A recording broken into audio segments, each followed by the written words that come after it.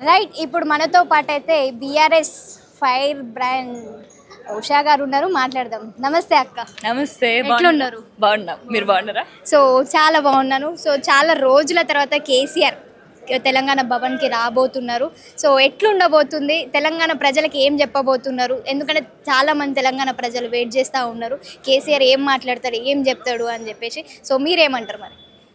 కేసీఆర్ మాటలు అసలు కేవలం బీఆర్ఎస్ పార్టీ నాయకులకి కార్యకర్తలకి మాత్రమే కాకుండా తెలంగాణ ప్రజలకి కూడా భవిష్యత్తుని ఉద్దేశించి తెలంగాణ ప్రజల భవిష్యత్తు ఏ విధంగా ఉండాలి అనేసి అనుకుంటున్నామో అవన్నీ చెప్పడం జరుగుతుంది. మనం ఒకనాడు చూసినాం, కోవిడ్ సమయంలో కేసీఆర్ గారు మాట్లాడిల్లు అని అంటే ఇంటికి పెద్దగా ఉన్నోళ్ళకి కూడా ధైర్యాన్ని ఇచ్చేటటువంటి మాటలు అవి. మరి కేసీఆర్ గారు మాట్లాడుతున్నారు అని అంటేనే అసలు టీవీ ఆన్ చేసుకొని మొత్తం రోజు మొత్తం కూడా ఆ గంట 2 గంటలు వినడానికి రోజు మొత్తం కూడా పనులన్నీ మానేసుకొని వచ్చి మరి ఇంట్లో కూర్చొని రోజులు అవన్నీ. మరి ఈ రోజు కూడా మరి తెలంగాణ తొలి ముఖ్యమంత్రి కేసీఆర్ గారు నేడు తెలంగాణ భవన్కి వచ్చి మరి సందేశాన్ని ఇవ్వాలనుకుంటున్నారు. ఆ సందేశం ఏమిటా అని చెప్పేసి మా అందరికీ కూడా కుతూహలంగా ఉన్నది, మా అందరికీ ఎంతో ఆసక్తిగా ఉన్నది. ఆయన ఏ మాటలు చెప్పబోతున్నారు, ఎందుకంటే ఏ మాటలు చెప్పినా కూడా అది తెలంగాణ కోసమే ఆబ్వియస్లీ. ఎందుకంటే ఆయన ఎప్పటి నుంచో ఇది 20 సంవత్సరాలు 30 సంవత్సరాలు ప్రయాసం కాదు, ఆయన జీవితం మొత్తం కూడా తెలంగాణ కోసం, తెలంగాణ ఉద్యమం కోసం పనిచేసినటువంటి వ్యక్తి. ఆయన ప్రాణాలను సైతం అర్పించడానికి సిద్ధమైన. ఇప్పుడు ఏదైతే ముఖ్యమంత్రి రేవంత్ రెడ్డి ఉన్నారో తను తెలంగాణ ప్రజలను మోసం చేసినందుకే ఈరోజు ఫామ్ హౌస్ లో వండబెట్టినారు అని చెప్పేసి ముఖ్యమంత్రి అంటున్నారు. అసలు రేవంత్ రెడ్డి గారి మాటలు ఎవరింటున్నారండి? అసలు చిన్న పిల్లలు అసలు స్కూల్కి పోయిండు ఒకసారి, అక్కడికి పోయినాక కూడా మాట్లాడేటి ఏంటి పచ్చి బూతులా మాట్లాడేటి, అంటే చిన్న పిల్లల దగ్గరికి పోయి మాట్లాడే మాటలా అవన్నీ. అదేవిధంగా రేవంత్ రెడ్డి గారు నోరు తెరిస్తే కూడా ఎట్లాంటి భాషని ఎట్లాంటి పదాలతోటి తెలంగాణ వ్యక్తులని కూడా నిన్నగాక మొన్న రీసెంట్గా IAS IPS ఆఫీసర్లని కూడా దూషించినటువంటి వ్యక్తి రేవంత్ రెడ్డి గారు. రైతన్నలు ఊరుకుంటున్నాడా? రైతన్న చేతికి కూడా బేడీలు వేసి సంఖ్యలు వేసి జైల్లోకి వెళ్తున్నటువంటి వ్యక్తి. అసలు వీళ్ళు ఎందుకు ఇన్ఫ్లుయెన్షియల్ పర్సనాలిటీస్ కూడా నా కింద ఒక బొమ్మ లెక్క ఆడాలి అని చెప్పేసి అల్లు అర్జున్ లాంటిటువంటి సినీ తారలని కూడా వదలలేదు. ఆయనని కూడా తీసుకుపోయి అరెస్ట్ చేసి, ఎందుకు? కేవలం ఆయన పేరు మర్చిపోయినందుకే. మరి రేవంత్ రెడ్డి గారు పేర్లే మర్చిపోతున్నారు. అట్లాంటి పాలన మనం చూస్తున్నాం. నిన్న కూడా ఒక మాజీ మంత్రిని మనం చూసుకున్నట్లయితే ఆయన కూడా ఆయన మర్చిపోవడం కాదు, ముఖ్యమంత్రి కేటీఆర్ అన్న అని చెప్పేసి కూడా అన్నాడు. మరి ఆయన రేపో మాపో మరి ఊడిపోతుందేమో మరి పదవి. ఎందుకంటే ఆయన చేసేటటువంటి ప్రజా పాలన అనేది పేరుకు పెట్టిండు కానీ ప్రతీకార పాలన నడుస్తుంది యాక్చువల్గా చూస్తే. సో తెలంగాణలో రేవంత్ రెడ్డి గారిని పట్టించుకునేటోళ్ళు ఎవ్వరు లేరు.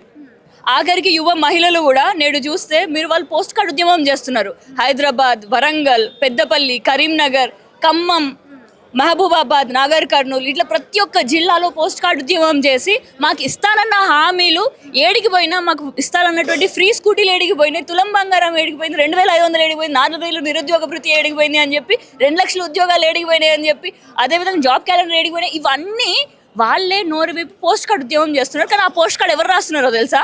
రేవంత్ రెడ్డికి కాదు. ఎందుకంటే నీకు రాశి వేస్ట్ దండగా అని చెప్పేసి పోస్ట్ కార్డు ఉద్యమం తీసుకుపోయి రాహుల్ గాంధీ గారు మీరు వచ్చి మాకు మాటిచ్చిళ్ళు, ప్రియాంక గాంధీ గారు మీరు వచ్చి మాటిచ్చిళ్ళు, కాబట్టి మీరు బరాబర్ తెలంగాణలో అవన్నీ అమలు అయ్యే విధంగా చేయాలి అని. ముఖ్యమంత్రి వెళ్తూ ఉన్నాడు కదా, ఢిల్లీకి వస్తున్నారు కదా. ఢిల్లీకి చక్కర్లు కొడుతున్నారు, కానీ తెలంగాణలో ఉన్న గల్లీలను మాత్రం మర్చిపోయిండు. ఈడ గల్లీకి ఒక సమస్య ఉన్నది. ఇక్కడ ఇంకా హైదరాబాద్ పట్టణంలో తీసుకుంటే అసలు సమస్యలు లేనటువంటి ప్రాంతం లేదు. హైడ్రా నుంచి మొదలు పెడితే పేద ప్రజలది పొట్ట ఎన్నిసార్లు కొట్టిండో మీరే ఆలోచించాలి. ప్రతి ఒక్కటి రియల్ ఎస్టేట్ అసలు మన కల్వకుంట్ల చంద్రశేఖరరావు గారు ముఖ్యమంత్రిగా ఉన్నప్పుడు భూమి ధర ఎట్లా పెరిగింది, నేడు రియల్ ఎస్టేట్ ఏజెంట్లు ఆత్మహత్యలు చేసుకునే రోజులు వచ్చినాయి. సో ఆయన మాటలు ఎవరు పట్టించుకోరు. ఇక్కడ మాత్రం ముఖ్యమంత్రి రేవంత్ రెడ్డి మాత్రము తెలంగాణలో నా పాలన చూసి తెలంగాణ ప్రజలు చాలా సంతోషంగా ఉన్నారు, బీఆర్ఎస్ పార్టీ కావచ్చు, బీఆర్ఎస్కి సంబంధించిన కొందరు వ్యక్తులు కావచ్చు, నా పాలన చూసి ఓర్చుకోలేకపోతున్నారు, జీర్ణించుకోలేకపోతున్నారు అని చెప్పేసి ముఖ్యమంత్రి అంటున్నారు. అసలు అక్కడ పాలన ఏడగనబడతాను మనకి జీర్ణించుకోవడానికి, బువ్వ తింటేనే కదా జీర్ణం అయ్యేది. అసలు అక్కడ ఏడగనబడతాను జీర్ణించుకోవడానికి. అసలు పాలన కనబడాలి అని అంటే మరి ఇక్కడ రైతన్నలు ఎందుకు ఆత్మహత్యలు చేసుకుంటున్నారు? నేను ఒక పద్మశాలి బిడ్డని, మరి చేనేత అన్నలు ఎందుకు ఆత్మహత్యలు చేసుకుంటున్నారు? మళ్ళీ నేడు సిరిసిల్ల ఉరిసిల్లగా ఎందుకు మారుతుంది?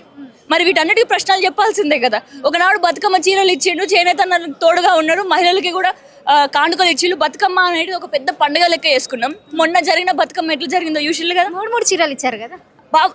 మస్తు లెక్కలైతే మస్తు ఉంటాయి, పైసలు అయితే మస్తు తీసుకుంటారు. కానీ ఎక్కడికైతే ఇప్పుడు తెలంగాణ అప్పుల పాలైంది అని చెప్పేసి ఆనాడు బీఆర్ఎస్ మీదకి మండిపడ్డారు కదా, ఇదే కాంగ్రెస్ నేతలు అన్నారు. మరి నేడు ఎన్ని లక్షల కోట్ల అప్పు చేసి ప్రతి తలకి ఎన్ని లక్షల అప్పు పెట్టిలో.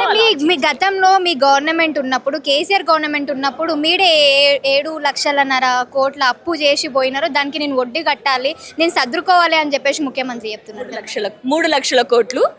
ఆ సమయంలో నేను బీఆర్ఎస్లో లేను. యాక్చువల్లీ ఇది గుర్తుపెట్టుకోండి, ఎందుకంటే బీఆర్ఎస్ అధికారంలో ఉన్నప్పుడు నేను ప్రతిపక్ష నేతగా అంటే బీఎస్పీలో ఉన్నాను. అప్పుడు ఒక బహుజనవాదిగా నేడు కూడా ఆ బహుజనవాదం నా ఒంటి నిండా ఉన్నది.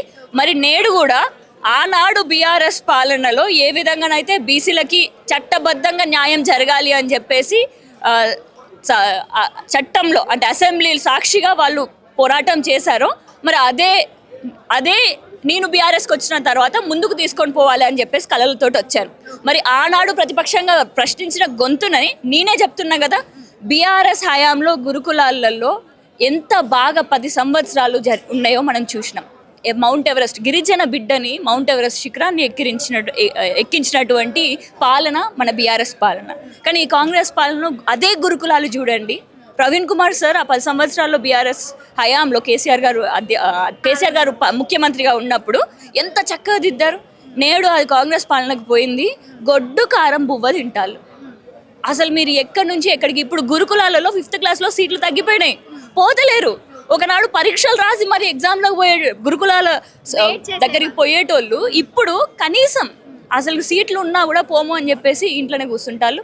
ఆడ లోకల్గానే లక్షలు తగలబెట్టి ప్రైవేట్ స్కూల్లోకి పోయేటటువంటి రోజులు వచ్చినాయి. సో దిస్ ఈజ్ హౌ ఆ పాలన అనేది చేంజ్ అయింది. నేను ఒకనాడు ప్రతిపక్ష గొంతుగా బీఆర్ఎస్ని అపోజ్ చేసిన దాన్ని, ఎందుకంటే ఎప్పుడైనా కూడా మనం ఒక పార్టీని కాదు అపోజ్ చేసింది. నేను ఆనాడు కూడా బీఆర్ఎస్ని అపోజ్ చేస్తున్నాను, కాంగ్రెస్ని, ఇప్పుడు కూడా నేను కాంగ్రెస్ని అపోజ్ చేస్తున్నట్టు కాదు, ప్రజల పక్షాన నుంచి నేను గొంతుకగా నిలుస్తున్నాను. ఆ ప్రజల పక్షాన వాళ్ళకి ఏదైతే అందాలో ఒక్కరికి కూడా అందకపోతే ఆ వెనకాల ఒక శక్తి ఉంది అని చెప్పేసి చూపించడానికి మేమందరం వాళ్ళ వెనకాల అండగా ఉన్నాం. మరి నేడు కూడా అలాంటి శక్తిగా ఉండాలి అని అంటే సరిపోవట్లేదు అని అనిపిస్తుంది. ఎందుకంటే నేడు మా స్ట్రెంగ్త్ సరిపోక ప్రజలే ఉద్యమాలు కూడా చేస్తున్నారు.